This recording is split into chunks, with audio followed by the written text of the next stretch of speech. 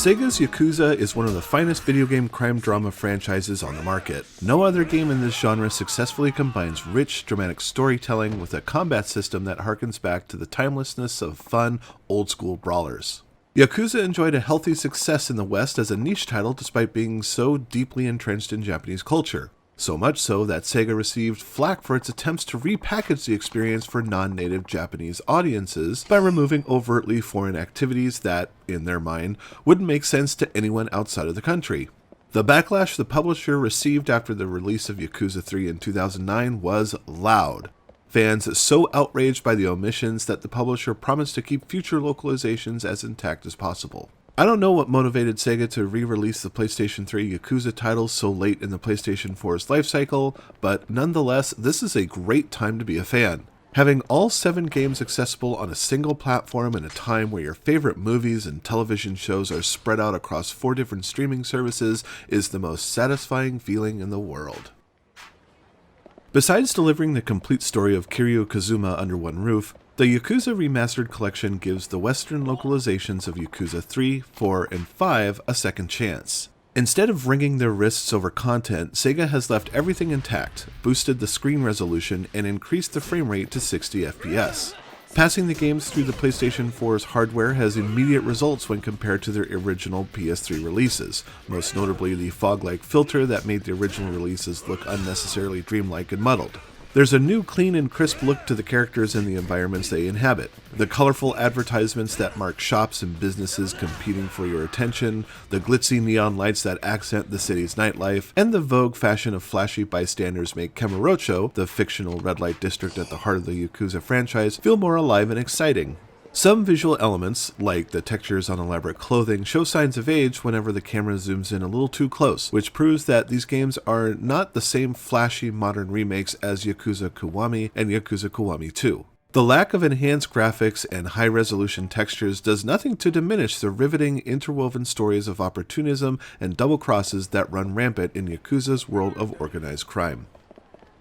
The Yakuza Remastered collection covers a period of time where Kiryu Kazuma, 4th chairman of the Tojo clan and the Dragon of Dojima, attempts to completely separate from his past as a Yakuza enforcer. As the owner of the Morning Glory Orphanage, he sees his time looking after young boys and girls as a chance to shape them into model citizens, drawing on his own experience of growing up without parental figures. Life is often unpredictable, and no matter how hard Kiryu tries to stay away, whether it's running an orphanage in Okinawa or living incognito on the southern tip of the country, his past always comes back to pull him into the life he so desperately wanted to escape. What makes each Yakuza game so interesting to me is watching Kiryu navigate precarious tightropes across multi-tier conspiracies that lie at the heart of each adventure. Later games would go on to feature a growing list of new characters who you'd get to play, seeing the Yakuza's influence and Kiryu's past actions through their own eyes. No matter who you end up controlling, their lives are disrupted by the Yakuza's shady business deals and secret alliances designed to fill the coffers of the clans. And at the center of it all is Kamurocho. A character unto itself, Kamurocho has evolved across the series, expanding and rebranding itself as the Yakuza's hold on the area titans. The games in this set prominently feature this location, but expand the scope further by introducing new haunts, also based on real places, that act as a haven for the criminal underworld. Each Yakuza adventure packs a lot of narrative meat on its bones, offering numerous extended cutscenes and sequences in which characters just talk with each other, discussing in no uncertain terms the implications that major story beats and plot twists have on the greater story and the lives they impact.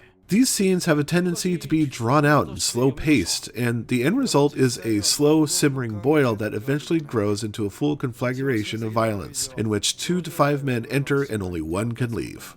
Combat draws upon traditional old-school brawlers that let you wail on goons with punches and kicks or grab an object from the environment and beat them silly with it until their health bars are emptied out. Though fun and flashy, I can see the argument being made that the series takes the homage a bit too far, given the repetitiveness of fighting and how little it has evolved throughout the franchise. Fights can break out at any moment, as thugs, gangsters, and other toughs like to stop Kiryu in his tracks for a shakedown. As serious as the story takes itself in every game, combat is a cathartic release of tension and drama. The characters you control are capable fighters that generate heat with every blow they land on the enemy, which can be spent on more powerful contextual moves that are often too painful to watch. A grabbed enemy can be walked over to a wall and get his face smashed into the concrete, another could have his back broken against a railing, or kicked in the face when they're left groveling for mercy. Picking up items like bicycles, safety cones, electronic signs, chairs, and so on also have fun heat effects that make combat a pure joyous spectacle. Story-specific fights are a bit different because they culminate in a boss encounter with a major antagonist character, usually a ranked Yakuza officer, that end up being contests of martial arts and brute strength marked by both men dramatically removing their tops to reveal their elaborate back tattoos.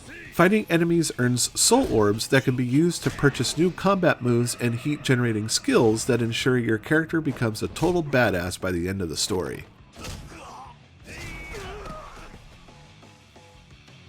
The mainline Yakuza stories are short on laughs and delivered with a gravitas that never feels cheap, manipulative, or unearned. Comic relief, then, is provided by Diversions and sub-stories, which are bite-sized chunks of adventures involving the hapless residents inside and out of Kamurocho. You'll run into all kinds of people in need of assistance, like helping a guy ask a woman out on a date, finding a lost child, and raiding different restaurants in Fukuoka, and outmaneuver rival business owners in exchange for a generous reward of experience points, cash, and a helpful item or two. Should you tire of trying to solve other people's problems, the cities you visit in each game overflow with things to do. Bars and karaoke clubs let you sing your heart out to Japanese pop tunes and power ballads. Clubs host darts and mahjong tournaments, and arcades contain fully playable Sega classics like Outrun, Super Hang-On, and Space Harrier. You can chat up beautiful women in host clubs, manage your own host clubs and train women as clients, play baseball and golf and bowling, you can taxi people across town, and so much more. Money is easily earned in Yakuza, and the series has found a lot of creative ways for you to spend it.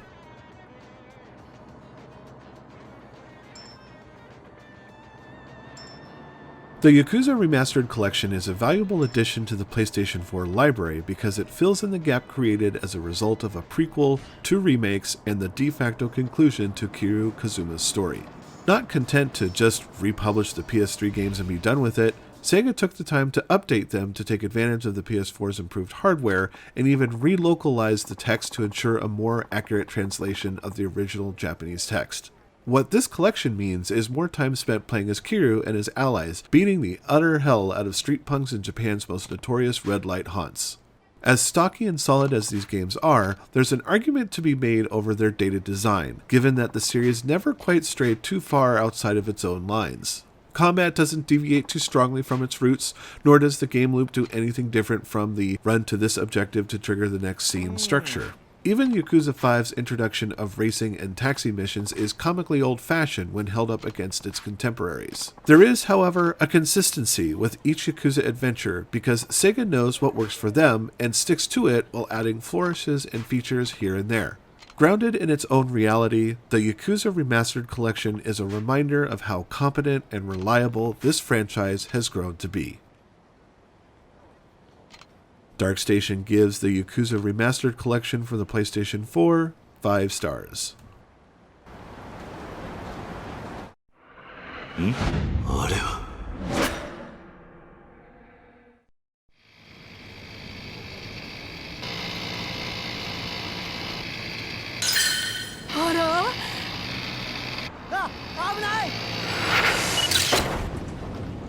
Ryu-sama!